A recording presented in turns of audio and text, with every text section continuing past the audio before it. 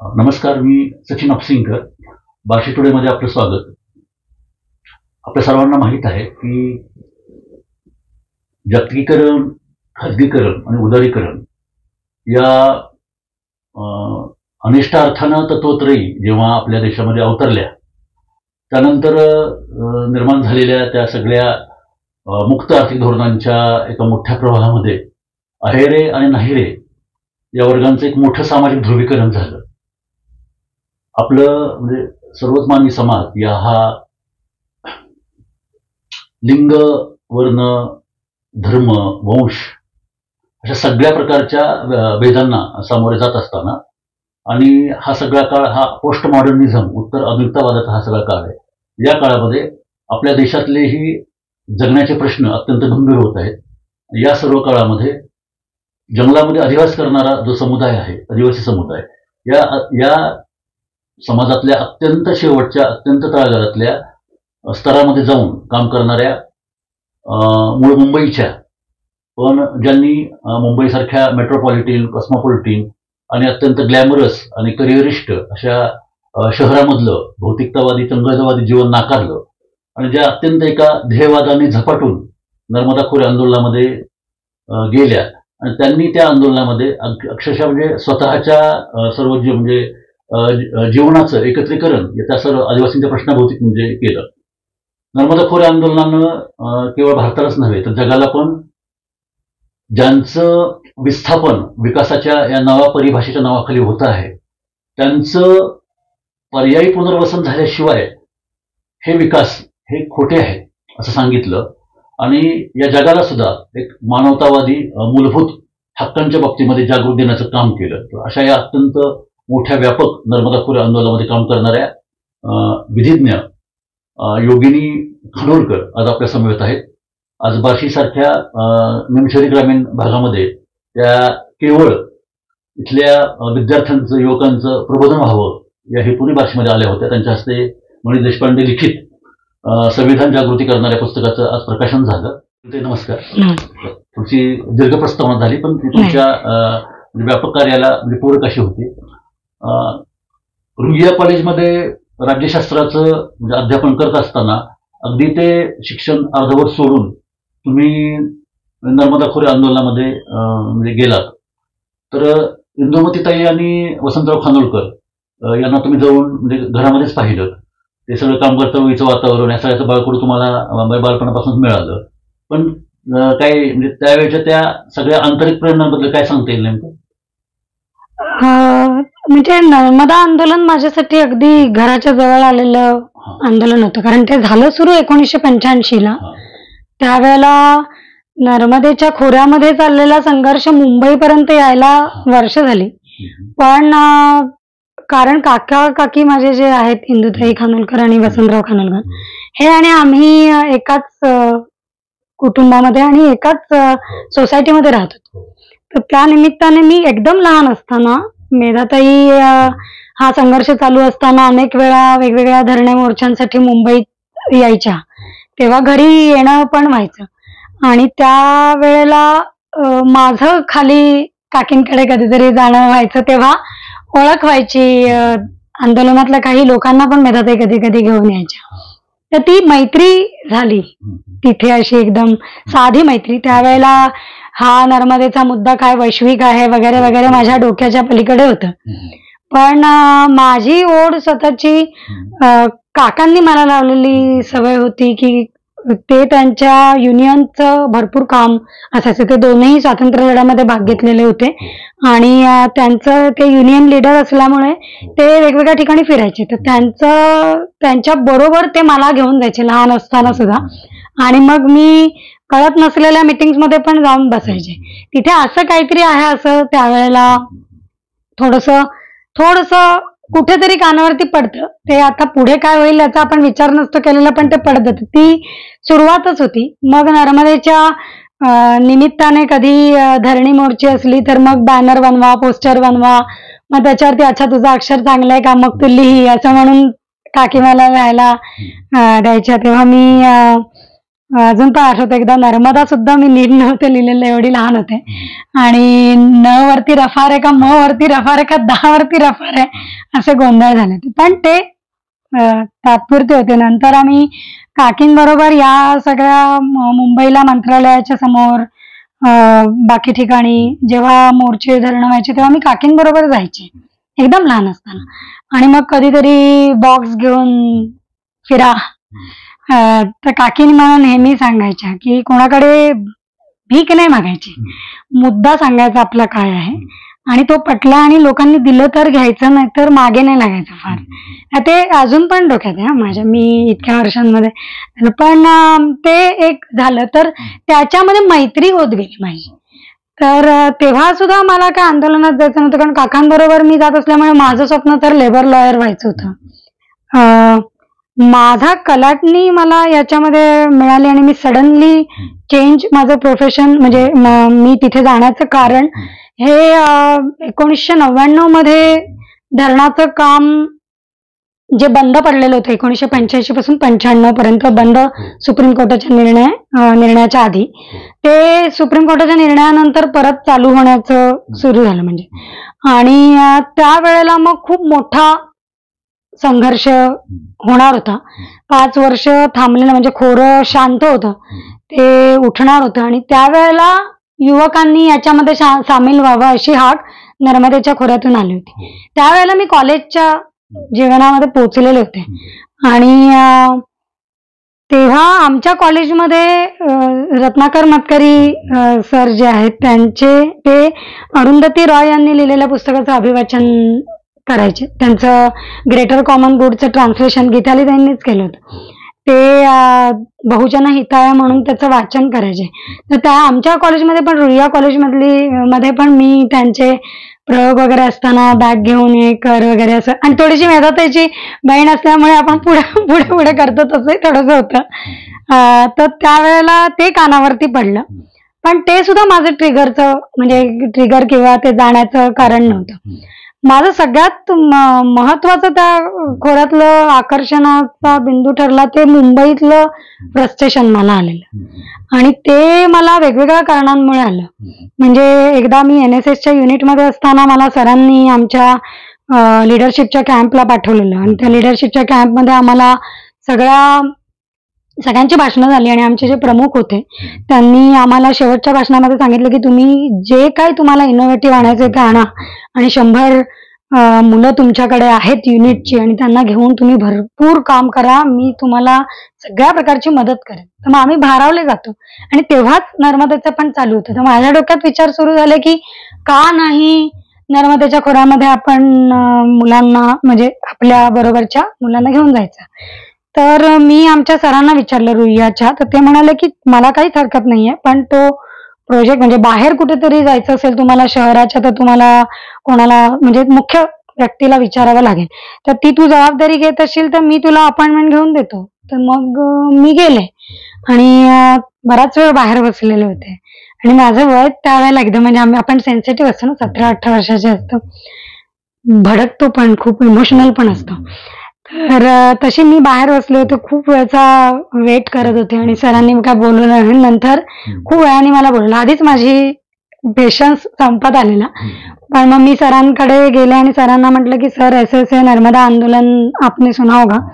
तो त्याच्यामध्ये जी सगळी विस्थापित होणारी कुटुंब आहेत ते अशिक्षित आहेत, डोंगरात राहतात, आणि आपण जे गोवंडीत वगैरे किंवा अजून कुठे काम करतो, माती इकडची तिकडे करतो वगैरे, असं सगळं काम करण्यापेक्षा मला त्या खोऱ्यामध्ये घेऊन जर बाहेरचं आपण काहीतरी केलं तर ते करायचं आहे, अशी इच्छा आहे. ते हसले आणि म्हणाले की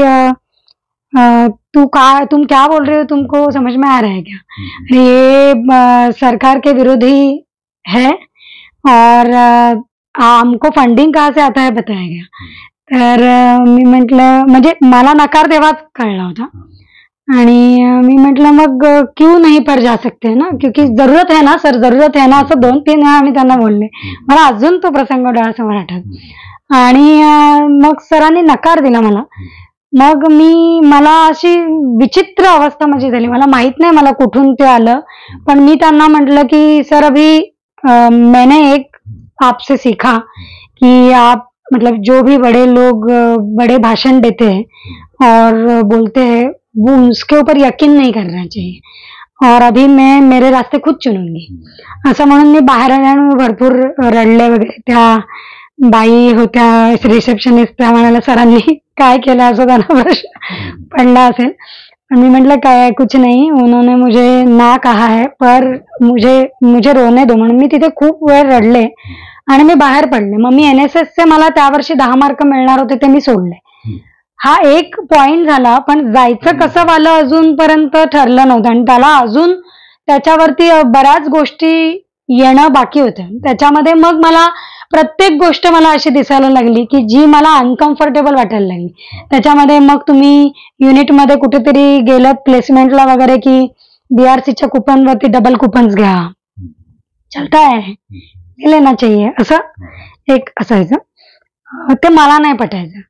मग आपण डायऱ्या भरतो मुलांच्या काही काम न करता आणि त्यांना 10 मार्क मिळवून देतो. हे पण सोशल वर्क असतं बरं का, असं मला सांगणारी लोक होती, मित्रमंडळी होती. तर मी प्रयत्न केला एक, हे फ्रस्ट्रेशन वाढत होतं आणि मी प्रयत्न केला माझ्या मित्रमैत्रिणींना सांगायचा की खरंच आपल्याला अशा डायऱ्या भरायच्या आहेत का. मी कोणाची अशी डायरी नाही भरू शकत, तर मी NSS युनिट सोडते. पण कोणाला माझ्यासारखं वाटत असेल की आपल्याला जायला हवं तर आपण जाऊया का असं विचारलं तर कोणी माझ्याबरोबर तयार झालं नाही. आणि मग मी 10 मार्क सोडले, NSS सोडलं आणि माझं शिक्षण चालू होतं तेव्हा. पण मग मी नर्मदेमध्ये जाण्याचा विचार पक्का केला आणि मग मुंबईमध्ये येणाऱ्या धरणं आंदोलनं जेव्हा व्हायची तेव्हा मी 11वी पासूनच माझं 10-10:30 कॉलेज सुटायचं. तर 10:30 झाले, 11 रात्री 11 वाजेपर्यंत मी आमच्या चेंबूरचं एक ऑफिस होतं त्या ऑफिसमध्ये जाऊन बसायचे आणि काहीतरी करायचे. काहीतरी म्हणजे काही मेधाते असे गठ्ठेच्या गठ्ठे घेऊन यायचे पत्रांचे. मग त्याच्यातलं काहीतरी लिहायचं होतं, काही करेक्शन करायचे होते, काही ड्राफ्ट करायचे होते. तर ते सगळं करण्यामध्ये मी मदत करायचे. मग चुका माझ्या निघायच्या, मग रिराईट करायचे, परत रिराईट करायचे, असं तेवढ्यापुरतंच काम चालू होतं. मग या व्हॅली मधून परत मुंबईमध्ये धरणावरती आलेल्या 1999 मध्ये वगैरे धरणावरती आलेल्या लोकांमध्ये माझी मित्रमैत्रीण झाले, खोऱ्यातून आलेल्या लोकांमध्ये. आणि तेव्हा मी मग मुंबईच्या या धरणांमध्ये जाणं वगैरे सुरू केलं. मग पोस्टर्स चिकटवणं, बॅनर चिकटवणं, भिंतींवरती दादरच्या आम्ही रंगकाम करायचो रात्री 11-12 वाजेपर्यंत वगैरे, हे सगळं करायला सुरुवात केली. आणि मग एक दिवस ठरवून मी निर्णय घेऊन घाटीत गेले. पण त्यावेळेला नव्हतं ठरवलं असं की त्याची किती वर्ष होतील, काय होईल, काय कमिटमेंट असेल वगैरे. कारण माझ्या आईबाबांनी मला सांगितलं की तुला जायचंय तर जा, पण शिक्षण नाही सुटलं पाहिजे. जर शिक्षण म्हणजे ती तुझी जबाबदारी. तर मग मी त्याला कमिटेड राहिले. म्हणजे मी आईबाबांना त्या बाबतीत नाही दुखवलं आणि मी असं अर्धवट नाही सोडलं काही. मी माझं पॉलिटिकल सायन्सचं ग्रॅज्युएशन कम्प्लीट केलं, पण फक्त कॉलेजेसची लेक्चर्स वगैरे माझी नंतरची संपली. पण मी शेवटचा 1 महिना लायब्ररीमध्ये येऊन बसून पूर्ण रिगरसली अभ्यास करून वगैरे असा नंबर काढला. आणि मग नंतर ठरवलं की आता BA नंतर काय करायचं नाहीये, गॅप घ्यायचाय आणि जायचंय काम करायला. आणि मग मी गेले. मनातल्या त्या सगळ्या अस्वस्थतेला नर्मदा खोऱ्यामध्ये गेला आणि एक वेगळी वाट मिळाली, एक नवं जग पाहायला मिळालं. तुमच्या मनातली जी काही विधायक ऊर्जा होती ती त्या सगळ्या चळवळीत तुम्हाला कार्यमग्न करत गेली. पण तिथे गेल्यानंतर प्रथम तुम्हाला काय वाटलं नंतर, तुम्ही त्यात म्हणजे टिकून राहाल, काम कराल असं वाटलं का नाही, हे आपल्यासाठी नाही असं वाटलं? म्हणजे तो सगळ्यात मोठं माझ्यासाठी चॅलेंज होतं की मी शहरातली होते, एक मेधाताईची बहीण होते आणि त्याचे दोन्ही आहेत म्हणजे तोटे फायदे सर्व. की तुम्हाला एका डिस्टन्स मध्ये बघितलं जातं की अच्छा ही मेधाताईची म्हणजे ही काहीतरी जाऊन सांगेल वगैरे, मग हिच्याशी काही बोलू नका, वेगळं काढा. असं वेगळं काढणं माझ्याबरोबर खूप झालं सुरुवातीला. आणि त्यात मग मी माझ्या सवयी बदलत गेल्या शहरातल्या. कारण मी एकदम शहरातून गावात आल्यामुळे शहर आणि गाव याच्यामधला जो फरक आहे तो सगळा मोठा गॅप होता मध्ये आमच्या त्या युवकांमध्ये आणि माझ्यामध्ये. त्यामुळे मग त्यांच्याशी मॅच होण्याचं माझं सुरू झालं काम. मग माझ्या चालण्याची पद्धत बदलणं, बोलण्याची पद्धत बदलणं, असं सगळं झालं. आणि हे त्यावेळेला तिथे करत असलेले कार्यकर्ते, म्हणजे त्यावेळेला नाशिकवरून कोणीतरी आलेलं, मालेगाववरून कोणीतरी आलेलं, बँगलोरवरून कोणीतरी आलेलं, असं त्या नर्मदेची हाक म्हणून अनेक युवा कार्यकर्त्या तिथे आल्या होत्या.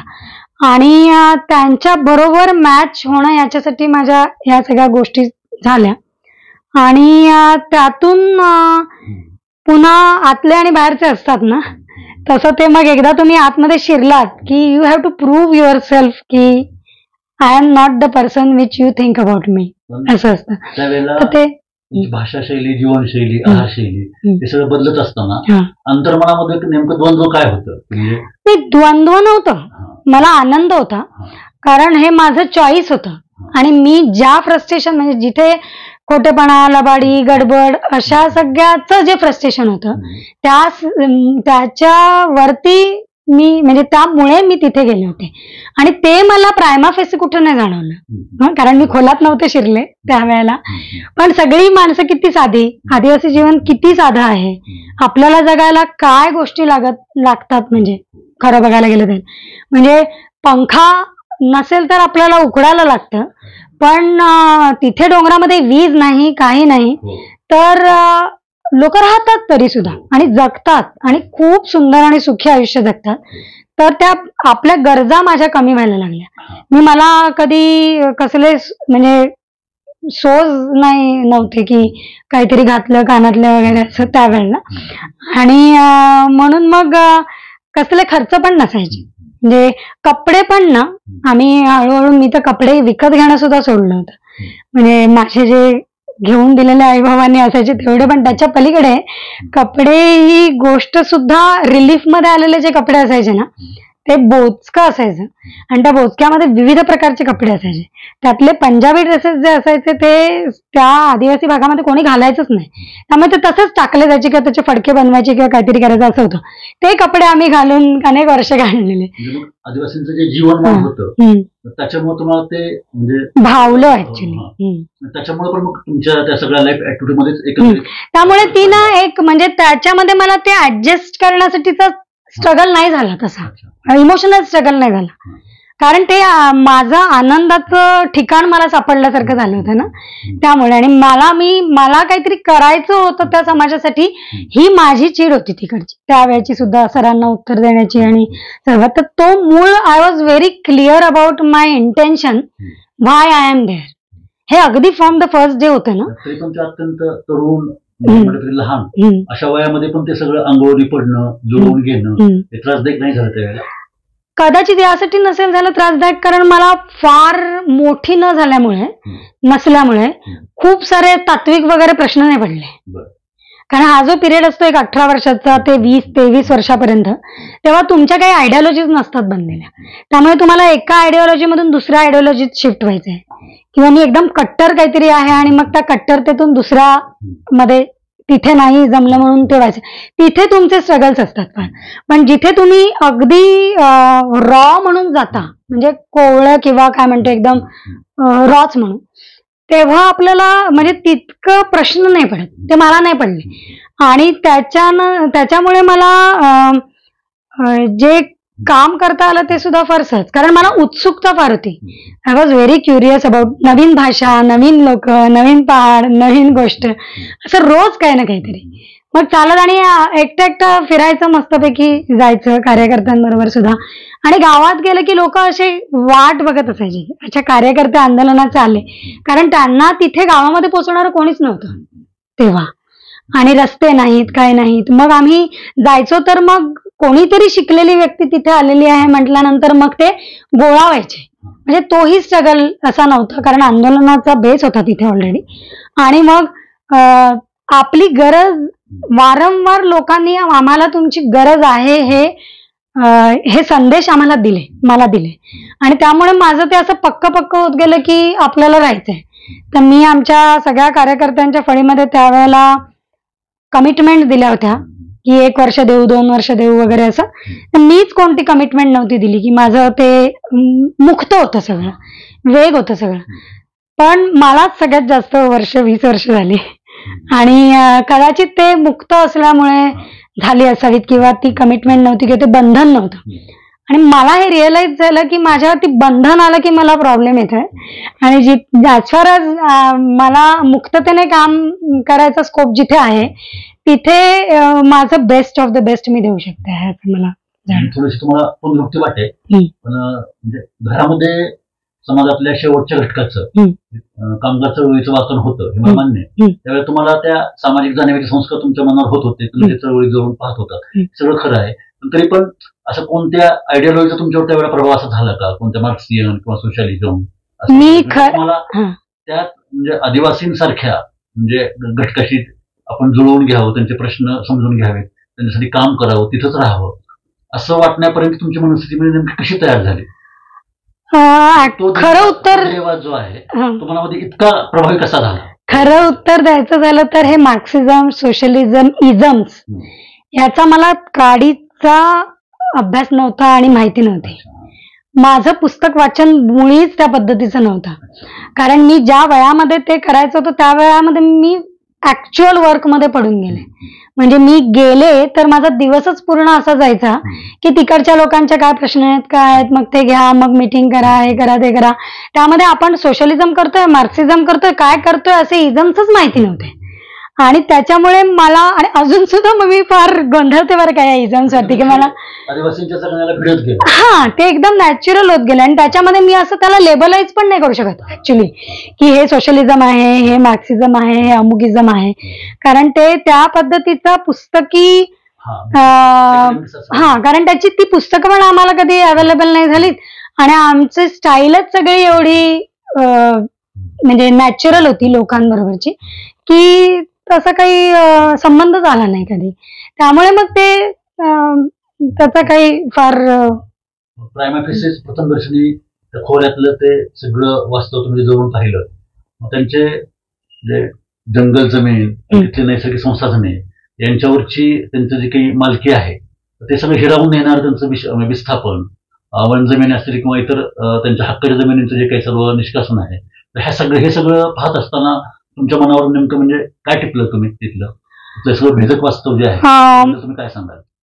तिथे म्हणजे ज्या वेळेला मी आले 99 मध्ये त्यावेळेला सरदार सरोवरचं जसं मी मगाशी म्हटलं की धरणाचे तर गेट म्हणजे धरणाचा निर्णय तर झाला होता की पुनर्वसन तर करायला पाहिजे, पण प्रत्येक 5 मीटरवरती उंची वाढवायची असा निर्णय पण आला होता. त्यामुळे तो थोडासा पॉझिटिव्ह थोडासा म्हणजे खूप जास्त निगेटिव्ह आणि थोडा पॉझिटिव्ह पण होता. त्याच्यामध्ये एन्व्हायरमेंट क्लिअरन्स आणि हे सगळे मुद्दे पण होते. आणि ते आमची ती तयारी मीटिंग्स मध्ये झाली. मेधाताई त्यावेळेला ज्या यायच्या त्यावेळेला त्या आम्हाला तासन तास मीटिंग मध्ये आम्ही बसायचो. 8-8 तास आम्ही मीटिंग मध्ये बसायचो. एक मुद्दा आमचा वनजमिनीचा असेल किंवा काय, ताईने आम्हाला घोकून शिकवला. 73 वनगावांचा मुद्दा काय आहे, अमुक काय आहे, दमुक काय आहे, असं सगळं. आणि तो आमचा अभ्यास म्हणजे सगळ्या कार्यकर्त्यांना ताई घेऊन बसायची जेव्हा जेव्हा यायची घाटीमध्ये तेव्हा. आणि मग ते अभ्यास असे direct old person to new person असे ट्रान्सफर होत गेले. तर त्याच्यामधून ती क्लॅरिटी येत गेली. आणि मग नंतर स्वतःचं संशोधन सुरू झालं याच्यावरती की जेव्हा मग तुम्ही तिथे पूर्ण वेळ आहात तेव्हा मग ताईने काहीतरी सांगितलंय की हे असं आहे, हा मग तू हे बघ, ते बघ, असं कर, तसं कर. आणि ताईचं नेतृत्वाचं ते एक कौतुक म्हणावं किंवा काय, कारण खूप जण असे असतात की फार रिजिड असतात, पण ताईने असं आम्हाला कधी हेच कर किंवा अमुक कर किंवा असं काही बंधनात नाही ठेवलं. तो फ्रीडम आम्हाला दिला की आता तुमचं क्षेत्र आहे, तुम्हाला जे करायचं ते करा, तुम्ही फक्त जा आणि जे तुम्हाला योग्य वाटेल ते करा, असं होतं ते फ्रीडम. आणि मग त्याच्यामधून सेल्फ लर्निंग खूप झालं. खूप साऱ्या अशिक्षित अडाणी लोकांनी आम्हाला जास्त शिकवलं.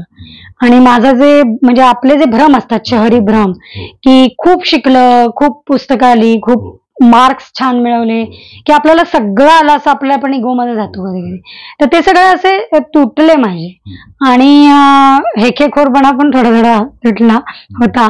आणि किती लोकांना म्हणजे काहीही पुस्तकी ज्ञान किंवा एज्युकेशन नसताना मेन स्ट्रीम मधलं एज्युकेशन नसताना ते अगदी सहजपणे त्यांच्या जीवनाच्या गोष्टी फार आर्टिक्युलेटली मांडू शकतात असं.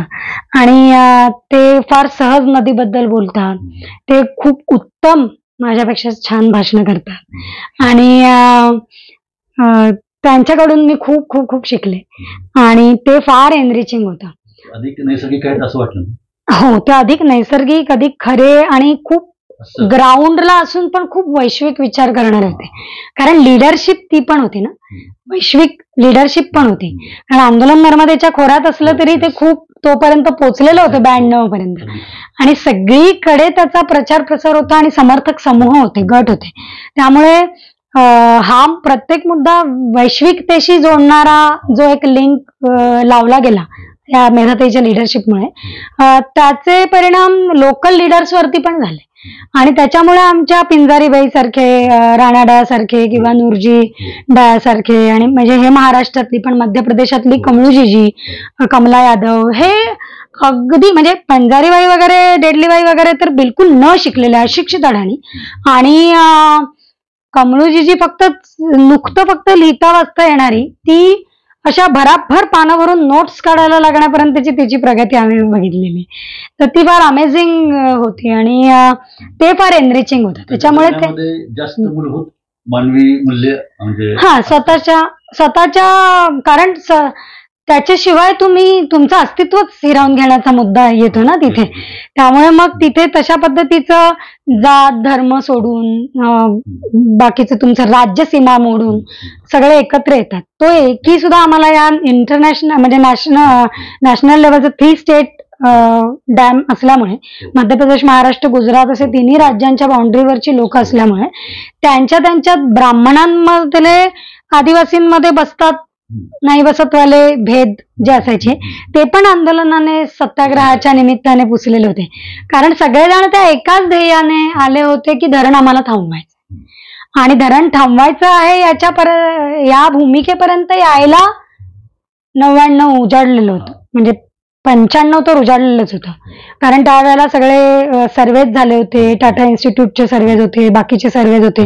खूप साऱ्या इंजिनियर असलेल्या, वेगवेगळ्या प्रोफेशन मध्ये असलेले शिकलेले कार्यकर्ते ही पहिली फळी होती नर्मदा आंदोलनाची. आणि त्याच्यामध्ये अगदी अरुंधती धुरू सारखं महाराष्ट्रात नेतृत्व असेल, नंदिनी ओझा, श्रीपाद धर्माधिकारी आणि आलोक सिल्वी, असे सगळे आणि बरेच, म्हणजे ज्यांची मी आता एखाद्याचं नाव सुटलं तर हे होईल, पण प्रचंड ते काम तसं पुढे गेलं. आणि मग ते त्यांच्या पातळ्यांवर त्यांचं योगदान देऊन बाहेर पडले. आणि आम्ही नवीन फळीमध्ये आलो तेव्हा त्यांच्या केलेल्या अभ्यासांचं, त्यांच्या दिलेल्या कॉन्ट्रीब्युशनचं पास ऑन आमच्याकडे झालं आणि मग आम्ही ते पुढे नेलं. अशी ती जर्नी झाली. तिथं म्हणजे विस्थापितांच्या बाबतीमधला जो कायदा झाला, त्या कायद्याच्या मध्ये त्याच्यामध्ये मुस्लिममध्ये तुमचा मोठा वाटा आहे. वन हक्क कायदा. वन हक्क कायदा ही प्रक्रिया म्हणजे त्याच्या आधी या आदिवासी भागामध्ये ज्यांची 1972 ते 78ची वनजमीन ज्यांची आहे त्यांना अतिक्रमणदार मानलं जायचं. तर त्यांचं अतिक्रमण नियमानुकूल करण्याच्या संदर्भामध्ये आपले माजी तहसीलदार त्यावेळेला म्हणजे रावी भुसकुटे सर होते आणि त्यांनी ती सगळी मांडणी केली होती या संदर्भातली. आणि ठाणे आणि इतर क्षेत्रामध्ये सुद्धा वनजमिनींच्या आदिवासींचे सेम प्रश्न होते. त्यामुळे हा एक फक्त नंदुरबार जिल्ह्याचा प्रश्न नाही, तर हा महाराष्ट्रातल्या आणि सगळ्या म्हणजे वेगळ्या जिल्ह्यांच्या आदिवासींचा प्रश्न आहे. असं एक त्याच्यामधून आल्यामुळे ते त्यांच्याशी जोडणं आमचं झालं. आणि आमचं त्याच्यातलं म्हणजे त्यावेळेला मी तिथे काम करत असल्यामुळे मी मग त्याच्यावरती आपले अनुभव, कारण हा कायद्याचा मसुदा बनवताना तो किती प्रो पीपल असेल आणि किती प्रॅक्टिकल असेल यासाठी त्या क्षेत्रामध्ये काम करणाऱ्या लोकांना त्यांनी घेतलेलं होतं. म्हणजे अगदी रिसोर्स पर्सन असं नाव नव्हतं त्याचं, पण घाटीमध्ये काम करणाऱ्या लोकांनी यावं आणि त्यांचं कॉन्ट्रीब्युशन द्यावं, म्हणजे जेणेकरून आम्ही त्याचा मसुदा अगदी लोकांना सूट होईल असा करावा. तो प्रयत्न होता प्रदीप प्रभूंचा. आणि त्याच्यामुळे प्रदीप प्रभूंच्याच अध्यक्षतेखाली आम्ही त्यावेळेला सगळ्या संघटनांची लोक होतो. त्याच्यामध्ये नर्मदा आंदोलनातून मी होते.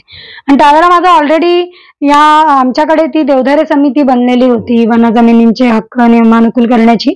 तर त्याच्यामध्ये माझं काम झालेलं होतं बरंचसं. त्यामुळे त्यातल्या बारीक बारीक गोष्टी, मग सरदार सरोवरचं काम, हे सगळं माहिती होतं. तर मग नर्मदा आंदोलनातून कॉन्ट्रीब्युशन म्हणजे काय मुद्दे द्यायचे वन अधिकारांच्या मसुद्यामध्ये, तर त्याच्यामध्ये आमचे खूप 2 ठळक मुद्दे होते. कारण आम्ही विस्थापनातले अतिक्रमणदार होतो. तर अशा कोणत्याही प्रकल्पांमध्ये कुठे विस्थापित झाले असाल तुम्ही आणि त्या जमिनीवरती अधिकार मिळाला नाही म्हणून तुम्हाला पर्यायी पुनर्वसनाचा अधिकार नाही, हे आम्ही अनुभवलेलं होतं नर्मदेत.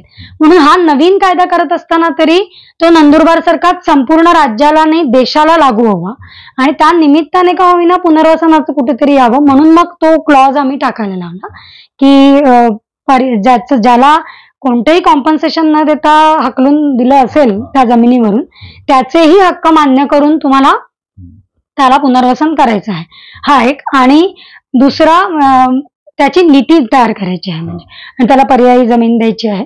आणि दुसरा मुद्दा होता वनगावांचा. तो वनगावांचा मुद्दा पण मला सुरुवातीला वाटलं होतं की तो फक्त आमच्या जिल्ह्यापुरता मर्यादित आहेत, कारण अगदी स्पेसिफिक 73 वनगावं होती. आणि त्या 73 वनगावांमध्ये त्याचे 92 मध्ये त्याचा एक नोटिफिकेशन झालेलं होतं तयार, 91 मध्ये. आणि नंतर ते नोटिफिकेशन 92 मध्ये कॅन्सल झालं होतं. पण त्याच्यामध्ये त्या 73 गावांची सगळी सूची होती, पूर्व पश्चिम उत्तर दक्षिण काय आहे वगैरे वगैरे.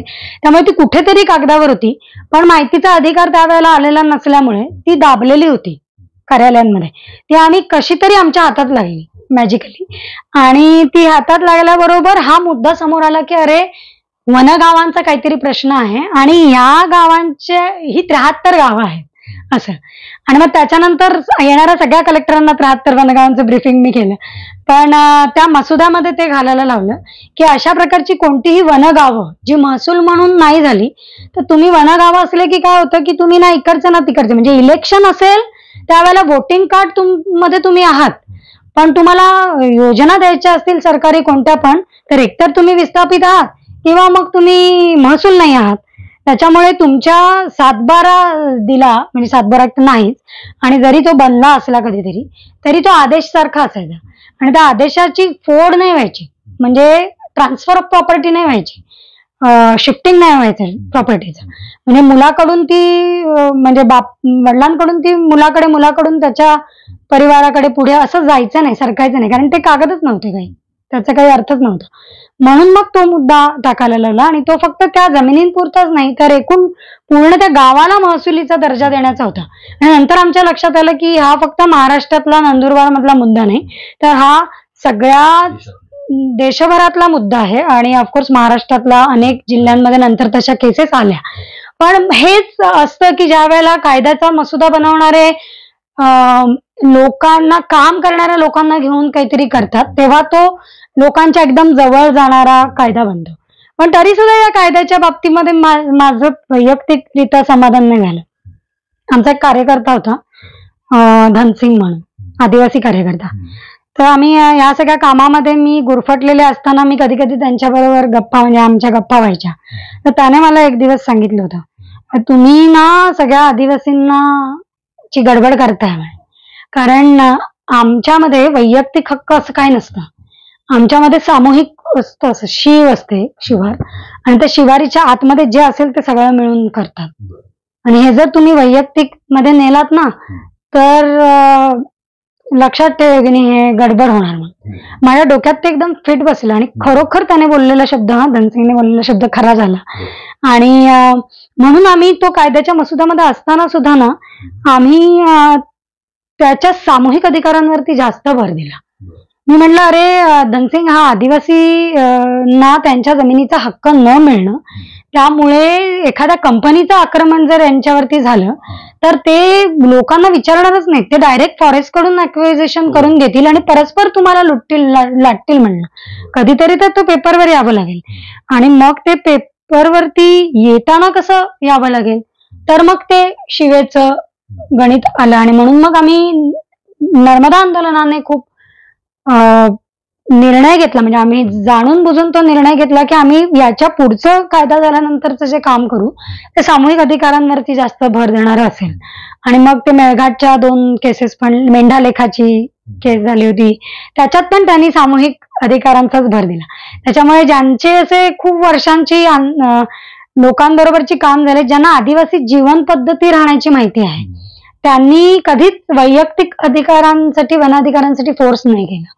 आणि म्हणून मग आम्ही अशा केसेसना कसं डील करायचं, मग ते थोडंसं लोकांचं सोडवू द्यावं. किंवा माझी 107 गावांमध्ये मी प्रशिक्षणं घेतली, तेव्हा पण आमचा अप्रोच सगळा हा एक गाव पूर्ण मॅप करणं आणि तसाच होता. कारण आमच्या आधीच्या याच्यामध्ये खूप गडबड निघाली होती, कारण सगळे अधिकार लोकांना द्यायचे असं एक सांगितलं गेलं आणि ते अधिकार ग्रामसभेला दिले गेले. मग ग्रामसभेमध्ये सगळे उलटपुलट झालं. म्हणजे जमीन आहे प्रत्यक्ष 200 हेक्टरच, पण दावे 400 हेक्टर झाले. कसे सेटल करणार, कारण मॅपिंग नाही झालं. ह्या सगळ्या ज्या बारीक बारीक गोष्टी होत्या त्या आम्ही या कायद्याच्या मसुद्यामध्ये कशा कमी होतील आणि कसं आम्ही प्रॅक्टिकली ते सगळं मॅपिंग करू आणि प्रत्येकाला प्रत्येकाचा अधिकार नीट देऊ, याच्याकडे आम्ही लक्ष घातलं. आणि मग ती प्रक्रिया गेली पुढे. त्याच्यातून कोर्टाच्या भरपूर केसेस वाढल्या, गडबड झाली फॉरेस्ट राईट्समध्ये, लोक भावाभावांमध्ये भांडणं वाढली. पण सामूहिक अधिकारांमुळे बऱ्याचशा गोष्टी, म्हणजे घाले जे होतात, बाकीचे बाहेरचे घाले जे होतात ते वाचायला मदत झाली. हे आंदोलन असल्यामुळे आंदोलनाला ते नव्हतं, कारण आम्ही फॉरेस्टवाल्यांना उभंच नाही करायचं गावामध्ये. ते लाकडी वगैरे तोडून घ्यायला जायचे आणि बाकीचं करायचे त्याला तेव्हा. पण जिथे आंदोलनं नाहीत अशा ठिकाणी लोकांना हुसकावून लावले डायरेक्ट.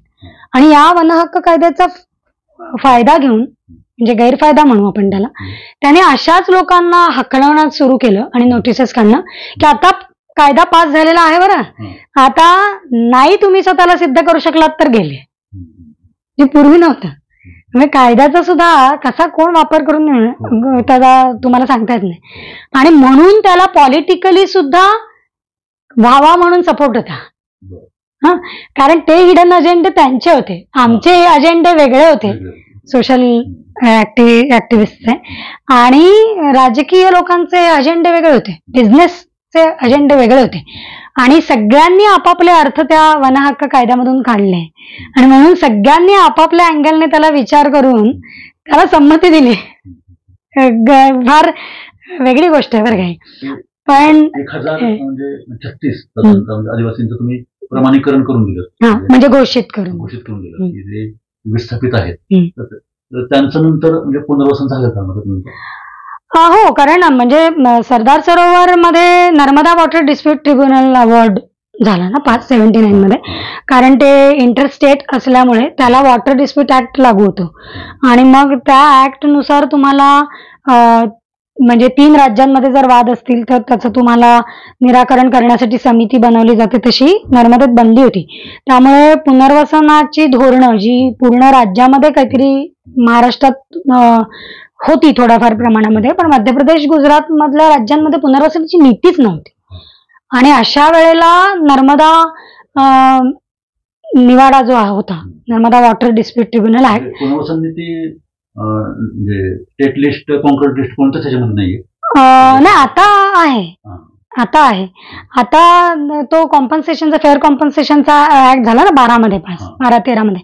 तो आमचं त्याचेच लर्निंग घेऊन आम्ही तो मग याला देशाच्या पातळीवरती केला, नॅशनल पॉलिसी, कारण इतर देशांमध्ये नव्हता. पण या मुद्द्याला सांगताना मी याचा संदर्भ यासाठी घेते की Narmada water dispute tribunal award मध्ये विस्थापितांची व्याख्या केली होती.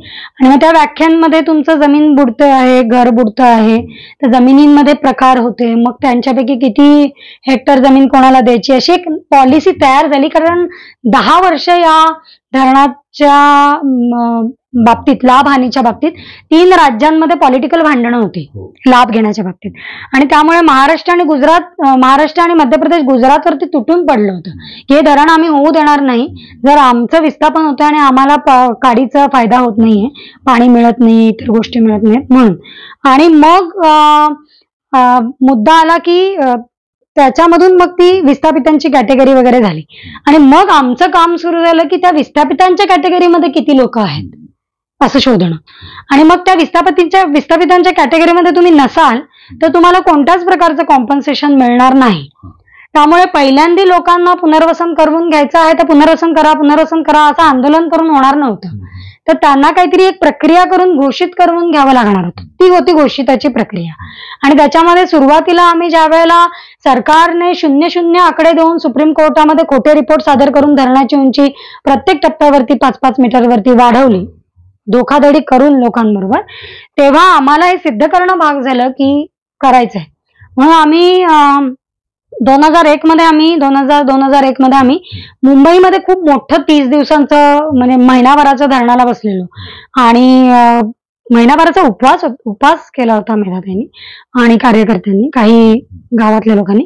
आणि त्याच्यातून आमचे 3 कमिट्या बनल्या, टास्क फोर्स, नंतर प्लॅनिंग ग्रुप आणि ओव्हरव्ह्यू. तर या 3 कमिट्या ज्या बनल्या त्या 3 कमिट्यांमध्ये आमचा स्कोप आला. आणि मग आम्ही कार्यकर्ते जे आम्ही भांडत होतो, वेग होतो थोडेसे, ते थोडेसे त्या प्रक्रियेमध्ये अधिकृतपणे आलो, शासकीय प्रक्रियेमध्ये. आणि मग आमचे स्कोप सुरू झाले ते इम्प्लिमेंटेशन करून घेण्याचे. ती एक फार वेगवान झालेली जर्नी होती आणि फार म्हणजे महत्वाची होती.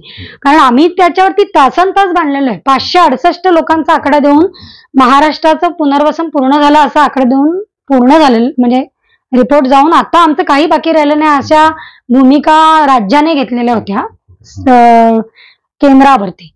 आणि त्यावेळेला आमचा बॉम्ब फुटला की आमचं म्हणणं होतं की किमान 4000 लोक तर कुठेच नाही गेले. आणि मग जशी आमची सगळी सर्वेक्षण सुरू झाली ना, आमच्या अनेक कार्यकर्ते त्यावेळेचे म्हणजे शोभा वगैरे, चेतन वगैरे कार्यकर्ते, हे सगळे आम्ही फील्ड्स वाटून घेतले होते आणि आम्ही जायचो. मग त्याच्यामध्ये आम्हाला ज्या लोकांचे कागदपत्र आहेत, काही जमिनी बुडत आहेत पण त्यांना विस्थापितांच्या यादीत घेतलं नाही. म्हणजे गंमत सांगायची झाली तर असा एक डोंगर आहे वरती सरळ आणि डोंगरावरतीच घर असायची. तर शासनाच्या यादीमध्ये अशी 6 घरं आहेत, 6 भावंडांची 6 घरं. पहिली 2 घरं यादीमध्ये शासनाच्या आहेत, मधली 2 घरं यादीमधून काढली आणि त्याच्या वरची आहेत. मग आम्ही विचारायचो की पाणी काय असं वर जम्प करून जाणार आहे, मग ही 2 घरं कशी मिस आउट झाली. तर ही सगळी सर्वेक्षण जी होती ना, ती सगळी सर्वेक्षण करतानाच ना त्यांनी कोणाच्या तरी घरी बसायचं, कोंबडी कापायची आणि बाबा तुझे फेवरचे कोण लोक आहेत तेवढी दे, असं आम्हाला काय जाते, आमच्या थोडीच खिशातून काय जाते, असे अधिकारी एकदम म्हणजे पटवारी वगैरे ते तलाठी वगैरे असे कॅज्युअल घ्यायचे. आणि मग थोडंफार इकडे तिकडे पण चालायचं. आणि मग त्याच्यामध्ये नावं घेण्याच्या मधले ही गडबडी झाल्या. आणि मग आमचे जसे हाऊसहोल्ड सर्व्हे सुरू झाले तसे हा सगळे निघत गेलं बाहेर. आणि ती 568ची यादी 1038 वरती येऊन पोहोचली टास्क फोर्स मध्ये. आणि मग ती नियमानुसार त्या 1038 तर एकदम प्रायमा फेसी घोषित करण्यासारखे होते. त्यावेळेला श्रीकृष्ण वत्स हे सचिव होते मंत्रालयामध्ये आणि त्यांनी आम्हाला ऑफर दिली की तुमचं आम्ही आता किती वेळ आंदोलन कराल ताई, आता संपत आहे, 1038 लोक तुमची आहेत ना, हीच आहेत ना तुमची फायनल यादी, सांगा एकदा काय फायनल यादी. म्हणलं हो ही यादी. तर मग आता यांना मी सगळ्यांना घोषित केलं, चला आता काय आहे तुमची मागणी, असं त्यावेळेला चिडून ते बोलले. तर आम्ही म्हटलं नाही सर अजून पण आहेत असं, कारण त्याच्यातून ते नदीमध्ये बुडीतच जाणार. कारण धरण त्यावेळेला ज्या लेवलला होतं त्याची 138 मीटरची हाईट आणि 141 वरती ते जाणार. त्यावेळेला बुडीताची स्थिती काय असणार याचं मॅपिंग नव्हतं. त्यामुळे आमच्याकडे असलेल्या आत्ताच्या स्थितीमध्ये ज्या व्यक्तीचं प्रत्यक्षदर्शी घर बुडीतात जात आहे आणि ज्याचं नाही जाते डोंगरावरचं, त्याचं उद्या जाऊ शकतं ना, पण तुम्ही आज त्यांना घेणार नाही कारण त्याचं काही दिसत नाहीये तिथे, फॅक्च्युअल एव्हिडन्स तिथे काही दिसत नाहीये. मग त्यावेळेला काय करणार. मग त्यांनी काय केलं की आम्ही नकार देऊन तिथून निघून गेल्यानंतर मग पुन्हा सर्वेक्षण झाले आणि मग म्हणे नाही बाबा तुम्ही तर काय ऐकतच नाहीत, फार हट्ट आहे तुमचे. आणि मग त्यांनी त्या 1038ची पुन्हा चौकशी लावली आणि मग त्याच्यात बरेचसे निर्णय वगैरे निघाले, शासन निर्णय झाले. आणि मग त्याच्यामध्ये मग आम्हाला त्या घोषिताच्या कमिटीवरती आम्ही होतो. मग प्रत्येक व्यक्तीची केस तयार करून त्यांचे एव्हिडन्सेस देऊन आम्ही त्या 1038 लोकांना घोषित केलं. त्याची यादी बरीच मोठी होती, जवळपास 3500 लोकांची होती. ती 3.5 वरून आधीचे 500 आणि हे मिळून असे 4,000 ते झाले. आणि नंतर आत्ताच्या स्थितीमध्ये 4,400 समथिंग अशी विस्थापितांचा आकडा आहे. आणि त्याच्यामध्ये पूर्वी काही चुकीचं करून लबाडीने हे आंदोलन संपवायचं म्हणून परस्पर बुडीतात नसलेल्या लोकांना घोषित केलेलं त्यांना कोण काढणार परत बाहेर, असे पण लोक होते. तर त्यांच्यावरती आंदोलनाने काही हे नाही केलं. पण आमच्याकडे असलेली प्रत्येक केस ही जेन्युइनच आम्ही घेऊ आणि आम्ही आमच्या सगळ्या मांडणीमध्ये कुठे खोटं असणार नाही नर्मदा बचाव आंदोलनाची, आमची पक्की भूमिका सगळ्या कार्यकर्त्यांची अगदी तेव्हाच्या फळीपासून आत्ताच्या फळीपर्यंत आहे. आणि तो जो एक तुमचा एक हे असतो ना, ते बळ आहे तुमचं. सगळ्यात मोठी ताकद तुमची सत्याची ताकद असते, ती नैतिक बळ असतं. तर ते आमच्या सगळ्या अधिकाऱ्यांनी अनुभवलं. त्याच्यामुळे योगिनी बोलेल ना म्हणजे ती खोटं नाही बोलणार कधी. तर ती बोलते तर करून टाका घोषित, असं म्हणून कमिशनरांनी घोषित करून दिले बरेचसे. आणि जेन्युइनली वी वेअर की आम्ही त्यांना पुरावे दिले, हे दिलं. पण अच्छा तुम्ही सांगताय का, चला घोषित, चला घोषित, असं करून 1038 घोषित झाले. आणि त्याच्यानंतर मग उरलेल्या सगळ्या प्रक्रियांमध्ये मग पुन्हा ग्रीव्हन्स रिड्रेसल अथॉरिटी होती त्यावेळेला बनलेली कोर्टाच्या आदेशामुळे. भरपूर मोठे यश नर्मदा आंदोलनाला मिळालेलं आहे, आतापर्यंत इतक्या सविस्तर कधी नीट मांडलंच गेलेलं नाही. कारण आम्ही खोऱ्यामध्ये काम करणारे सातत्याने या प्रक्रियांमध्ये इतके व्यस्त राहिलेलो आहे की असं कुठेतरी जाऊन असं मनमोकळेपणाने या सगळ्या गोष्टी अगदी सहज सुद्धा बोलणं कधी झालेलं नाही. इव्हन आमच्या कार्यकर्त्यांमध्ये म्हणजे माझ्याबरोबर आता नवीन कलिग जे लतिका वगैरे आहेत त्यांच्याबरोबर पण माझं क्वचितच त्या केस पुरताचं बोलणं होतं. पण अगदी आधीचं पूर्ण बसून बोलणं तर मग किती दिवस तुम्ही त्याच्यात घालवणार, काय टाइमपास, हिस्ट्री कशाला सांगता, असं पण येतं. त्याच्यामुळे मग ते थोडं राहिलं बाजूला. पण खूप सारे निर्णय, नाही तर तुम्ही फ्रस्ट्रेट होणार. हे माझे इतके वर्ष टिकण्याचं कारण तुम्हाला टप्प्याटप्प्यावर मिळालेलं यश. आयडेंटिटी क्रायसिस या अर्थानं की कशा श्रेयवादामध्ये तुम्ही कधी अडकलं नाही त्या सगळ्या याच्यामध्ये, तुम्ही ते चळवळ म्हणून त्याकडे पाहत गेला. श्रेयवादामध्ये न अडकण्याचा मुद्दा म्हणजे न अडकण्याचं याच्यासाठी नाही उद्भवलं मला, कारण आमचा संपर्कच नव्हता या जगाशी. श्रेयवाद घेणाऱ्या जगाशीच संपर्क नव्हता. आणि आम्ही खोऱ्यामध्ये इतक्या आतल्या दुर्गम भागामध्ये होतो, 10 वर्ष तर मी जंगलात होते. त्याच्यामुळे बाहेर कोण कोणाचं काय क्रेडिट घेते आणि कोण कोणाला काय फोनवर सांगते आमचं काही देणं घेणं नाही. माझी लोक माझ्यासाठी खुश आहेत आणि माझी लोक मला तिथल्या तिथे अप्रिशिएट करतात. त्यांच्या घरामध्ये मी हक्काने जाऊन खाऊ शकते. म्हणजे आज मी ठरवलं की मी काहीही कामधंदा न करता अगदी सुट्टी काढेन आणि मी माझ्या प्रत्येक घर जे जोडलं गेलेलं आहे आंदोलनामुळे, त्यात जर मी प्रत्येक घरी पाहुणे म्हणून जायचं ठरवलं ना तर मला किमान 2 वर्ष लागतील सगळ्यांचा पाहुणचार घ्यायचा. इतके जोडले गेले. हो, कारण तेव्हा असे ऑब्स्टॅकल्सच नव्हते. आम्ही पहाडात हाक मारली की तिथे मीटिंगसाठी लोक गोळा व्हायचे होते. तिथे मिसकम्युनिकेशन काहीच नाही, हाक आली असं असायचं ते. आणि ते इतकं पक्क असायचं आणि लोकांचा कार्यकर्त्यांवरचा विश्वास पण, आणि तो आम्ही मिळवला पण होता ऑफकोर्स. की म्हणजे आमच्या विरुद्ध लोकांना भडकावण्याचे कितीतरी प्रसंग झाले. म्हणजे एखादा तर 2003 मध्ये पाणी भरपूर वाढले, पाण्याची पातळी, आणि आम्ही हेच घोषित अघोषिताच्या प्रक्रियेमध्ये तळोदात अडकलो होतो. तेव्हा एसडीएमची ऑर्डर आली की जेवढी घरं असतील ते जे काय आता शिफ्ट होणार नाहीयेत, वर हलत नाहीयेत, त्यांनी तिथे बंगले बांधले होते. बंगले म्हणजे शेड्स बांधल्या होत्या आणि तिथे हलत नाहीयेत तर जाऊन ती घरं तोडा आणि उद्ध्वस्त करा त्यांना आणि बाहेर काढा, असं भूमिका घेऊन त्यांना ऑर्डर आली वायरलेस वरती. आणि त्याने आम्हाला एकदम खोटं सांगितलं की तुम्ही ना आता आपण 2 दिवसाचा ब्रेक घेऊया, खूप थकलोय आपण, तर आता आपण नंतर करूया हे सर्वेक्षण पूर्ण, मला जरा अर्जंट काम आहे दुसरीकडे. आणि आम्हाला दुसरीकडून खबर आली की हे तोडायला चाललेत घरं. असं मग काय करायचं. 24 जुलै 2003 ची गोष्ट आहे आणि मला अजून पण तारीख वगैरे आठवते. आणि त्यावेळेला तिथे पोचायचं ना खोऱ्यामध्ये तर एक असा पूर्ण दिवस लागायचा. तर आता कसं करायचं, कारण आमच्याकडे घोडे नाही, गाड्या नाही, सरकारी काहीच नाही. मोठ्या सरकारकडे त्यांच्या मोठ्या भरधाव जाणाऱ्या गाड्या आहेत, त्या रात्री अपरात्री कधीही चालू शकतात. आम्हाला जायचं झालं तर 6 वाजता आमची बस बंद होते, 4 वाजता आमची बस बंद होते, साधन नाही. आणि मग पोचायचं कसं. तर आम्ही सगळं कॅल्क्युलेशन केलं. आणि आम्ही आतमध्ये खोऱ्यामध्ये काम करत असल्यामुळे सगळ्या आतल्या वाट्या, इकडच्या वाट्या, तिकडच्या वाट्या सगळ्या माहिती होत्या. तर आम्ही त्यांना तिथून म्हणजे आम्ही म्हणजे चेतन मला म्हणे की आपण नाही पोचू शकणार ते जितक्या वेगाने जातील, कारण ते पटकन डॅम साईडला जातील, डॅम साईड वरून बार्जमध्ये बसतील, बार्जमधून येतील आणि तू जायच्यात ते सगळं तोडून टाकतील. तू कशाला आपण हे करतो. मी म्हटलं तू थांब, म्हणलं आपण जाऊया, म्हणलं बघूया आपण. म्हटलं काय दुसरे रस्ते आहेत. मग आमचे सहकारी होते किरसिंग वगैरे, त्यांना विचारलं मी, तर ते म्हणायला लागे आपण त्या आमलीबारीच्या मोलगीच्या रस्त्याने जाऊ पहाडामधून. आणि त्यावेळेला भरपूर नदी मोठी आलेली होती, मला पोहता येत नाही, आणि नदी आलेली होती आणि आमचं जायचंच ठरलं होतं. कारण आम्हाला 100% माहिती होतं की हा तोडण्याचा काळ होता लोकांना. आणि त्यावेळेला बरोबर ह्यांनी असं प्लॅनिंग केलं होतं की बघा तुम्ही ज्या कार्यकर्त्यांच्या भरोशावरती आहेत ते कार्यकर्ते मजा मारतायत तिथे तुम्हाला सोडून, तुम्ही कशाला करतात, आम्ही तुम्हाला हे देतो ते देतो, असं करून पुढाऱ्यांना तोडण्याचा त्यांचा प्लॅन पूर्ण झालेला होता. आणि त्यावेळेला आम्ही ती एक नदी देव नदी आहे तिथे अक्कलकोव्याला जाताना, तिला भरपूर मोठा पूर आलेला होता. तर आमचा किरसिंग हे एकदम धष्टपुष्ट मोठा कार्यकर्ता होता. तर आम्हाला आता ती नदी पार करून कसं जायचं, तर सगळे म्हणाले की इथून तू वाहून जाशील. आणि मी 25 किलोची होते, किती 30 किलोची होते, आणि काही वजन नाही, काय नाही, पोहता येत नाही, आणि वेग फार जास्त असतो, म्हणजे नदीपेक्षा त्या आलेल्या पाण्याला वेग जास्त असतो, स्पीड. तर त्याच्यातून कसं टिकणार.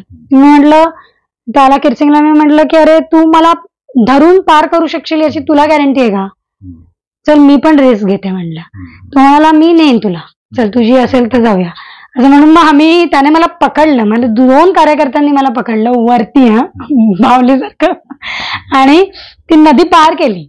आणि ती नदी पार केल्यानंतर त्या डोंगरामध्ये चिमलखेडीपर्यंत पोहोचेपर्यंत आम्ही त्या मधल्या रस्त्याने, मला वाटतं एवढं मॅरेथॉन मध्ये कधी धावले नसते, इतके जोरात धावलो आम्ही.